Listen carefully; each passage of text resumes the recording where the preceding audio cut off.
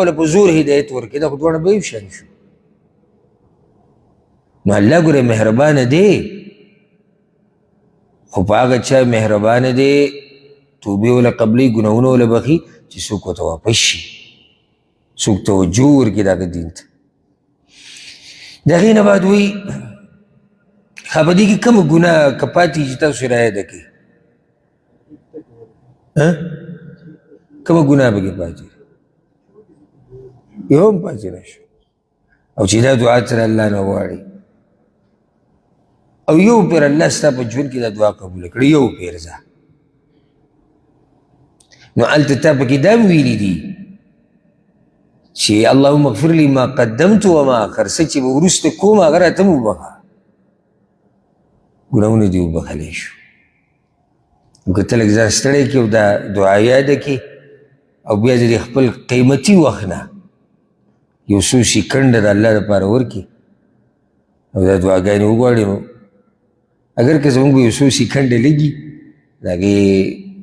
به خیر دی لږه ګزاره به وکړو خو دا دی چې ګټه ډېره زیاته ده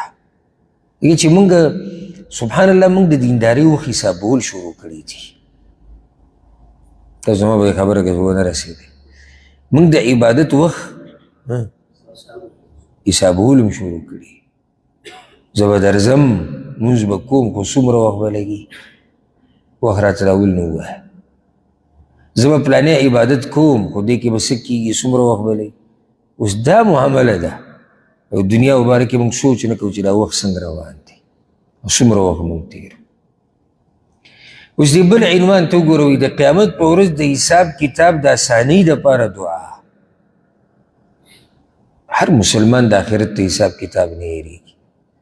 هر مسلمان هغه سخت حساب تو به د حدیث کې واورئ ته به ورته حیران شي او دا موږ ټولو ته پاتې دی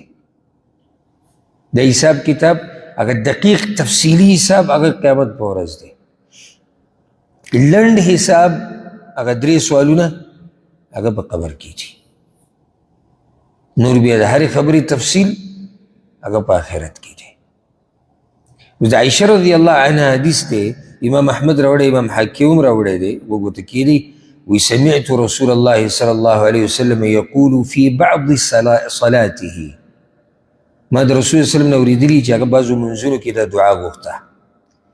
د الصلات په عربۍ کې دعا ته هم وایي ګورئ او مونځ ته هم وایي په شریعت کې مونځ ته وایي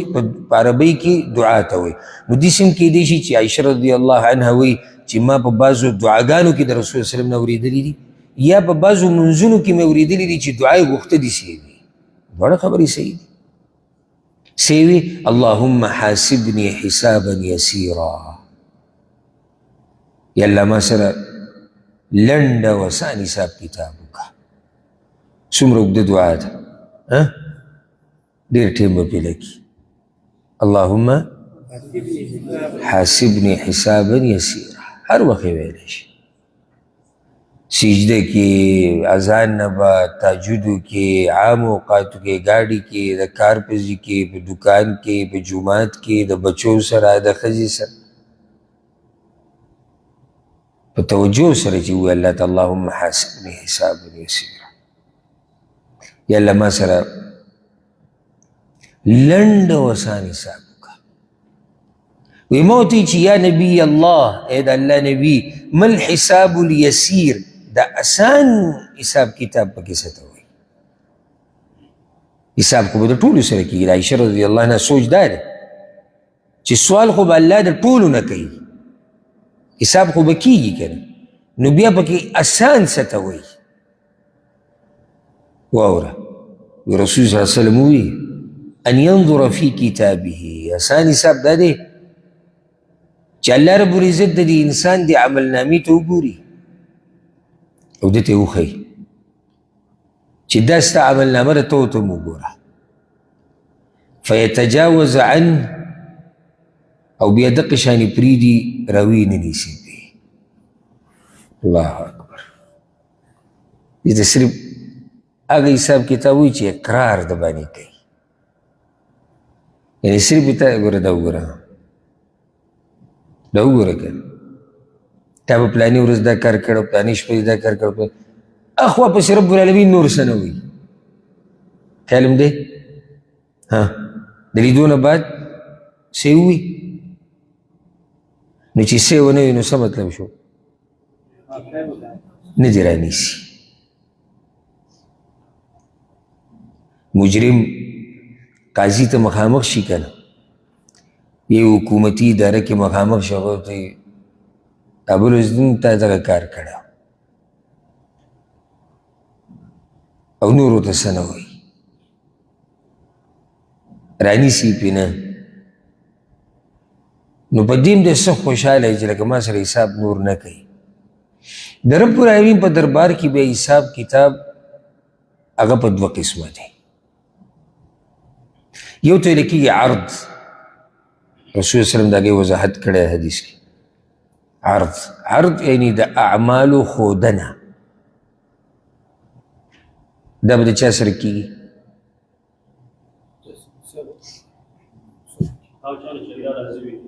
هغه چا سره چې الله ترې راځي پلاني دا کار دې کړی پلاني دا دې کړی یو حدیث کې راځي چې الله رب العزت به یو کس راوغواړي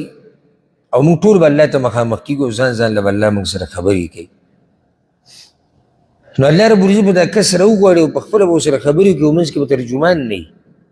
تا به پلاني ورځ دا کار کړی او دا دې کړی او دا دې کړی او دا دې کړی هغه وایي او یا الله کړی به څه الله ته ویلی شي چې ما نه دی کړی او ځکه مخکې ورځو کې ما هسې ناست وم مکتبه کې او خبره مې ذهن ته راله هغه مې بیا دې وکړه په ویډیو پیغام مې ته جوړ کړم چې عام مسلمانان ته فایده ولې خو ډېره د سوچ خبره وه او خبره ما یو کتاب کې ولیده خبره دا ده وی چې کله ته په دنیا کې قاضي ته مخامخ شي که حساب کتاب دپاره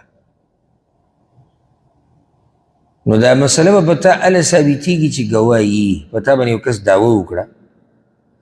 چې ده دا کار کړی دی نو قاضي به دغه مدعي نه ګواه غواړي چې ته کسان راوله چې دی لیدلی په دې باندې نو که ګواهان وو نو مسله به څه شي ثابته وي چې دې سړي دا کار کړی دی او کیدی شي دا سړی زوروري دا په چا چې دعوه شوې ده زوروري او د پیسې استعمال کی او ځان د دې کیس نه وباسي او ثابته پې نه شي خو قاضي بیا هم خبر نه شو د اخره پورې چې دې سړي یقیني دا کار کړی دی او که نه دی کړی ځکه چې ګواهان نه او څه چل وشو او چل وله او سړی ووتو او د الله سره د حساب کتاب ولې ډېر ناشنا دی یا د الله زموږ سره حساب کتاب عفوا د الله زموږ سره حساب کتاب ولې ډېر ناشنا دی هغه څوک چې قاضي دی هغه په خپله ګواه دی دا د سوچ خبره د انسانانو دا قاضیان چې کوم دي دوی موږ نیم یې دیوال نه خوا نو ځکه موږ ورسره لب جب هم کولی شو چې نه خو زه را روان وم ما خو زه تلی وم ما خو زه ولاړو زور او پیسې او هر څه سړی کولی شي خو د الله سره څه کې اگر ته ما لیدلی اوس ما لیدلی څه جواب دی ما لیدلی خو جواب نشته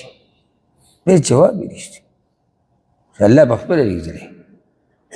نو دلته عرض څه ته وایي چې الله ته ستا اعمال وښیي نو دا نیکعمله سړی به غلی شي رسول وسلم وایي او الله ما کړي وی الله به ورته وایي چې ځه په دنیا کې مې د باندې پرده اچولې او نن د باندې مې پرده اچوم جنت ته ځه إنه من نوقش الحساب يومئذ يا عائشة هلك او عائشې په هغه ورځ چې الله د چا سره مناقشه شروع کړه په حساب کتاب کې نو هغه تباه دی اوس مناقشه څه ته وایي بحث خبرې اترې تپوس واخله راکه ته چې هر تعبیر ولکې هغه دیسي ګوره دې مخکې کې څه دي ان ينظر في كتابه فيتجاوز عنه عملنامه ورته وښوه مخکې سوال ودې کې ویښې مخکې سوال ونه شو مناقشه بیا دا ده چې عملنامه وښودی شوه ورپسې سوال دی ولې نو د ولې به الله له څه جواب ورکړي؟ څه جواب به ته الله له ورکړي؟ دلته چې موږ کوم جوابونه بیانو دا بعض بېهوده جوابونه چې موږ ورکوو او دا بعض هغه جوابونه چې انسان له پې خندا په خپله ورځي دا خو ته د الله په مخکې نشي ویلی. هغه ځای د حقیقت ته راښکاره کېدو ده او په سینو کې چې څه دی راښکاره کېږي نو ته به الله له څه جواب ورکوي چې تا ته وولي؟ د ولې به ته څه جواب ورکوي؟ دا مناقشه ده. او عایشې چې الله چاته ووایي که نه چې ولي نو هغه تباه دی. یو حدیث کې راځي انه من نوقش الحساب عذب. عایشې چې الله د چا سره حساب شروع کو که نه نو یقیني درته به عذاب ملاویږي. یقیني کې دویمه خبره نشته. او دا چې الله ورته ووایي ولې که نه نو د الله اراده ده چې را سړی راټینګ کړي. ځکه هغه د چا د راټینګولو اراده چې نه و نو هغوی ته نور څه ونه وي. صرف عملنامه یې ورته وښوه دا دې کړي ځه. خو چې کله وایي چې ولې نو بیا د ولې به څه جواب ورکړي؟ د ولې جواب نه کوي. نو ځکه دا مسله یاده کوي زموږ په دې ایمان او یقین دی چې د مرګ نه بعد بیا الله ته راپاڅېده دي او چې راپاسو نو بیا سوال دی د الله له طرف نه. هغه سوال له به څه جواب تیارو دا زما او ستا کار دی. او هر انسان په دې دنیا کې لګیا دی. اصل کې ګوره موږ تیارې دا څومره چې موږ لګیا یو په دې دنیا کې د سحر نه د شپې پورې د شپې نه د سحره پورې موږ ګوره د هغه سوال جواب تیارو. خو څوک یې په یو طریقه تیاروي څوک یې په بله طریقه تیاروي. څوک په ګناهونو کې اخته دی دا هم دی ګوره جواب کې لګیا دی ګوره ځکه چې دغه وخت ټول د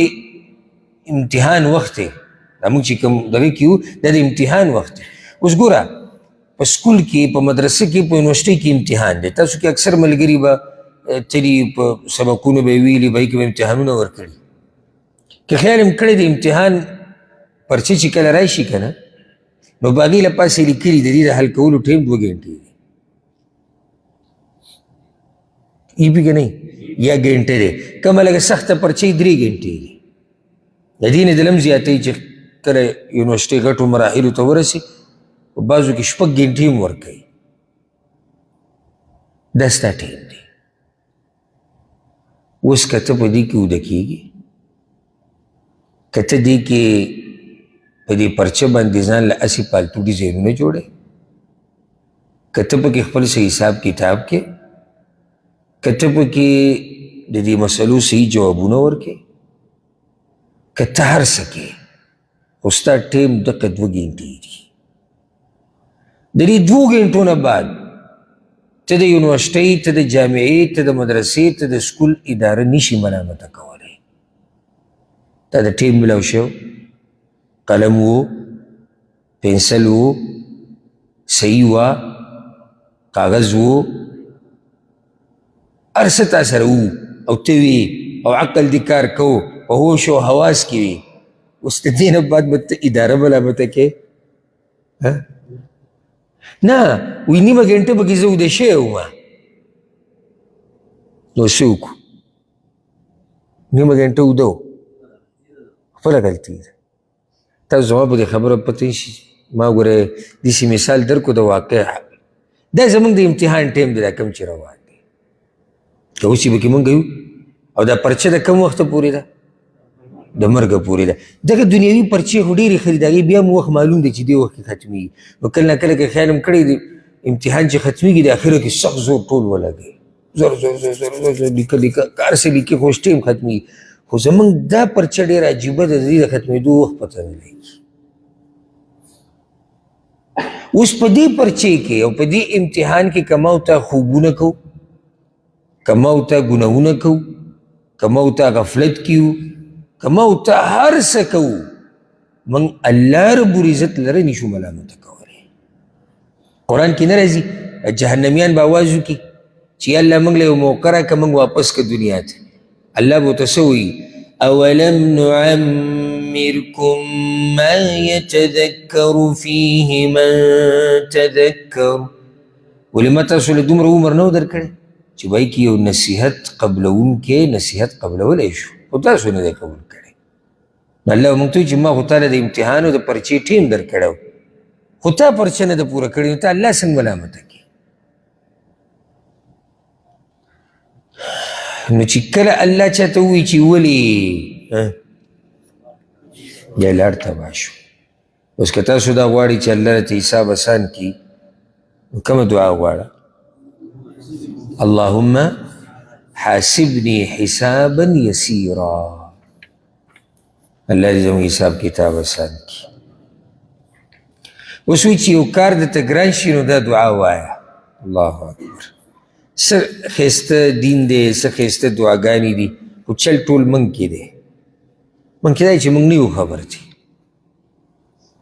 ډېرې مسلې موږ ته ګرانې شوي دي او ګرانې شي الله رب العزت ته وایو نه که بیا وایو الله ته نو موږ ته هغه دعا هغه مسنون نه دی یاده چې کومه رسول صلی الله علیه وسلم ویلې ده موږ خو دا مخکې خبره ذکر کړې وه چې دعا ته عام هم ویلی شي لکه اوس یو سړی الله ته دا وایي الله زما حساب کتاب اسان کا دا وکړه دا پښتو کې لګیا دی روا دي که ناروا دي روا دي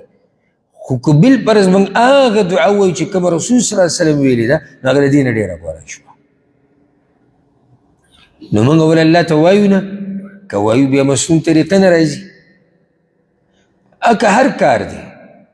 چې تا ته ګران شي دا دعا وایي رب العالمین به ته کار اسانوي دا اوس وظیفه ده پته نشي چې د دې سره به د هغه خلکو طبیعت لګي او که نه هغه 1 لاک والا او 2 لاک والا او 10 لاک والا بل ورځ یو سیب پکې لګیا وي که څوک ځان له موټر هلی او څه طریقې نه جوړېږي د دپاره وظیفه څه ذکر یادوي چې دا دومره پیرې وي نو ما دا خو بیا اسانه طریقه ده دی په خپله راګیرول غواړي تا سره موټر شتي که نه یو پکې ورکړي په بوډ باقاعده لکه دغه کوم چې دغه ځای و هغې ته اشاره ورکړې وه که نه چې لکه پیر صاحب سره دا دي دا دي دغه نو که څوک په اوټونو کې ګټل غواړي نو هغې وظیفه ملک کې دغه سیاستدانانو یو بل دل کړو هر څه دل کړو چې ویې ګټو او بیا هم څه پکې ورسي او څه ونه رسي او دا یار دلته یو جونګړه کې ناستی و دی په خپله ولې دا وظیفه نه وایي چې دی وګټي هر څه به ده سره شي او دا بوډې په کومو ورځو کې لګولی او کله چې اوټونه چلېږي داسې په وړاندې نو دا کوم چې داسې خوار غونته کې سیاستدانان که نه چې اردو ورسره نور څه ورسره نه تو بیا خواله ځي راځي چې یاره که چېرته دلته څه کرامت غونته کې راښکاره شي او د وګټو مسخرې جوړې کړي ټولې د الله د دین نه مسخره ګاډی چلېده دا وظیفه کور دپاره دا وظیفه وظیفې شتي خو ته مستند وظیفه ذکر کا سندي اوس دلته موږ دا وایو که چاته څه کار ګران شي او دا دعا وغواړي الله ورته اسانوي دا د رسول الله وسلم خبره ده زما نه ده دا حدیث کوم ځای کې دی دا امام ابن حبان راوړی دی ابن سنیم راوړی دی ښه صحیح روایت دی انس بن مالک رضی الله عنه وی ان رسول الله صلی الله علیه وسلم قال رسول صلی الله علیه وسلم دا خبره کړې ده خیال هم دې وظیفې ده که نه خبره چا کړې ده که نه د بزرګانو تجربه ده یا بزرګ به وي پلاني بزرګ به وي ایو پکې دا وي چې دا وظیفه ما ته زمونږ والد صاحب بیان کړې ده ما دا خو د کافر دلیل وي اوس به د چا پلار په دې دلیل ردو کې د پلار دته دا وظیفه ووایه پلار شریعت کې دا نه چلېږي زما پلار او زما پلار زه ملک کې یو ورځ مولیانو سره ناست وم نو په دې جوراو باندې د مسحې خبره شروع شوه هغه ټول د دې خلاف و دا یې نه منله مجلس کې چې کوم ناست هغه یو پکې وي نه نه دا خبره ستاسې دا شتي زما دا خبره هسې نه ده صحیح ګوره دا پیغمبر ویلي چې شتي داسې به یې مني دا نه وي دا شتي زه خوشحاله شوم چې ما په خلک وایي پړندو کې د یوې سترګې خاوند باچا دی چې لا دی پکې دومره ښه دی چې وی چې حدیثونه متاثره شوی دی وایي څنګه ته هغه حدیث یادوې که کوم چې امام ترمذي راوړی دی کوم چې ابو داود کې کوم وایي نه نه هغه د حدیث نه څه خبره وایي زمونږ والد صاحب به هم وایي چې دا شتي والد صاحب هم مولا او دی مولا دغه میراثي مولیان دي هغه وراثت کې ورته نه پاتې کېږي هلته دا هم ګټه جاښه ده که نه لکه اوس دا ممبر دی زه پې ناست یم نو زما به پوره بیا زور څه چې په دې سبا له څوک کښېني زما زوی ښه که علم ورسره وي او که نه دلته به کښېني بیا د هغه نه بعد دغه بیا یو ګډ دغه یې جوړ کړی دی پې جګړې کوي جګړې تو ورکوتو تو سپیکر له ورته لکه داسې چا د نیکه جایداد خو نه دی چې څوک د دې قابل هغه به دلته کښېني ځکه یو ځای کې ما ته چا ووایي ملک کې مولوي صاحب غریب ما یو ځای کې بیان وکړو په هغه غریب باندې څه یاره راغلې وه خوله پرې راواته او څه وه بیا ما ته وایي چې یاره خلکو را سره رابطې وکړي چې تا دی پرېښودو ممبر ته او د دوی مذهب جدا دی او دا نو ما ویلې دا ستا جایداد دی چې تو ته ما نه پرېږدې سره ستا جایداد دی مای په دې د چا نوم لیکلی شوی دی په دې ممبر به هر هغه سړی کښېني چې هغه د الله او د الله د رسول په خبره پوه وي بس دلته به پلانې مولانا نه کښېني پلانې مولانا به نه کښېني نومونو له اعتبار نشته نن چې زه په دې ممبر ناست یم دا په دې نه یم ناست چې زما ابو حسان او اسحاق نوم دی زه چې په دې ممبر ناست یم نو هغه دا چې خلکو ته الله دین بیانوم او چې کله زه په دې کې ناکامه شوم په دې ځای به بل سړی کښېني که زما زوی عالم و سباله او پوهه و هوښیار و په مسلو پوهېدو خو ډېره ښکلې خبره ده هغه به دلته کښېني که هغه نه کښېناستو هغه نه پوهېدو زه په خپل هغه ته یم چې دې ځای نه کوم شاخه ورکېږه څه دلته څه کې دین شرموي چې نه پوهېږي په مسله باندې ته دلته څنګه ناست نو زمونږ پلار و زمونږ نیکه و او چې بیا پکې دا وي چې زمونږ نیکه د دیوبند نه فارغ و بس بیا چې د ده پر روان نسل کې د ده کړوسی او کود دی او چې څه ورته وې هغه ټولو ته به جي جي کې ځکه چې نیکه د دیوبند نه فارغ نو صحیح ده ښه سړی و موږ منو نیکه به ښه سړی و خو ته څه شی یې ته راسره خپل تعارف وکړه تلک امت قد خلت الله وی دغه یو امت ته تیر شوی دی پوخانو کیسې راته مه کوه نو مولوي صاحب ومنله چې په جورابو مسشتي ولې وی زما پلار ویلي نو سړی کله خلک وایي که نه ویلي بعضې نیمه خبرې ته سړی سوچ کې شي چې ورته وجاړم که وخاندم اوس دلته زه خوشحاله شم چې یاره مولوي صاحب هم زما سره ملګری شو او که خفه شم چې مولوي صاحب غریب ته دلیل نه دی معلوم خو پلار یې ویلي دي چې شتي وي دی وي شتي نو ته سوچ وکړه چې د دې مولوي صاحب د مقتدیانو به څه حال وي دا ځکه چې موږ دې خلکو ته ووایو چې دا طریقه نشته او د ده پلار نیکه کړي نو سور شین کېږي وایي زما پلار خو کړې ده زما نیکه خو کړې نو چې یو سړی په ممبر کښېني د هغه دا حال دی زما پلار به دا خبره کوي او زمونږ پلار به دا وي کړه مولیان پکې ما لیدلي دي پوره درس په دې وکړي زمونږ نیکه به وي زمونږ مشر به وي زمونږ مشر به وي لکه مشر قصه چېرته سړی یو نیمځي کې وکړي هم فایدهمنه مسلې خبره د الله او د الله د رسول کوه د صحابه کرامو کوه د دین د مشرانو کوه نو دا وظیفه چې کومه ده دا ګوره ما ته زما والد صاحب نه ده ښوولې او نه نیکه راته ښوولې ده نه زه د ځان نه بیانوم انس بن مالک وایي رسول صلی الله علیه وسلم به دا دعا غوښته اللهم لا سهل الا ما جعلته سهلا یا الله هیڅ یو کار اسان نه دی مګر هغه چې ته یې اسان کړي الله اکبر هیڅ کار هم اسان نه دی خو چې الله یې اسان کړي او یاره چې الله یې اسان کړي که نه نو داسې اسان کړي چې ته به ورته حیران شي چې یاره دا قصه د کوم ځای نه وشوه د کوم ځای نه ونه شوه خو چې الله نه یې اسان کړی که نه که تاسو خیال کړئ او ما دا یو ویډیو لیدلی وه، یو بیمارو په کټ کې پروت وه، خوځېدی نه شو، صرف یې خبرې کولی شوې.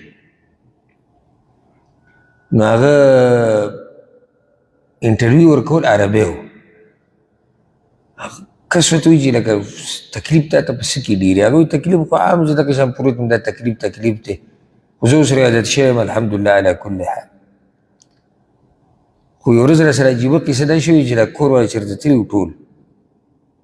او منګک راغلی و، هغه زما په دې ګوتې لګیا شوی و. نو بس بیا هغه راله دومره وخوړه او د وینې ته به یې دی او ما ورته وایي دغه شان کټو چې الله یې نه اسانوي که نه، والله که ته د یو ګوته مو وخوځې دا د الله زور دی. او چې الله یې درته اسانه کړي د انسان راولږي دومره وزن به اوچت کړي چې ته به ورته حیران شي دا د اوچت کړی څنګه؟ دا د الله طاقت دی. کله موږ سپین ګیري پسې شاته روان یو که نه په وړو کې خیږي، نو زړه کې وایو چې لکه دا خپله ګزر اوچته وه، دا صبر وکړي چې موږ دیز ته راورسو بیا موږ ته پته ولګي چې دیزې کې دا یو خپه اوچتول و رب الکعبه داسې شي لکه 100 کیلو وزن چې اوچتوي، دومره ګرانه شي. کله به په دیوال لاس ږدي، کله به په امسا لاس ږدي، کله به د زوی په اوږه لاس ږدي، کله به په نوسي لاس ږدي. نو ډېر د دغه نه کله به یې داسې وشي هغه کشر ورسره خپه هم داسې راوچته کړي وله لیدلی وي که نه، کوم چې قدرمن کشر وي نو هغه د ده خپه د دې ګاډي نه داسې راکوزه کړي، ګاډي کې کښېږدي. خپه څه شی دی؟ دې څومره وزن دی؟ څه وزنې دي چې د خپې به څه وزن او بیا د سپین ګیري او د بوډۍ د خپې به څه وزني؟ خو چې رب العالمین وله طاقت نه ورکوي نو د هغې نه دومره وزن والا شی جوړ شوی دی که نه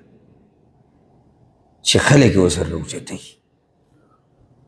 او دا هغه خپه وه چې ده به پې فوټبالې کولې، ده به کرکټې کولې، ده به جنګونه کول، ده به ټوپونه وهل، ده به سفرې کولې اوږدې اوږدې، ده به په غرونو ته ختو. صرف دا خبره مې دې دپاره وکړه چې دا فرق دی چې کله الله طاقت ورکړي او کله یې ورنه کړي. منګک په ګوته لګیا دی او دی ورته ګوري. دا خو د منګک هغه کیسه وکړه که زه داسې ویم چې مچ راشي ده به دې پوزه کښېني دی به ورسره څه وکړي؟ نو ګوره ورته موږ دا مچ راشي څومره تنګوي ولاس داسې داسې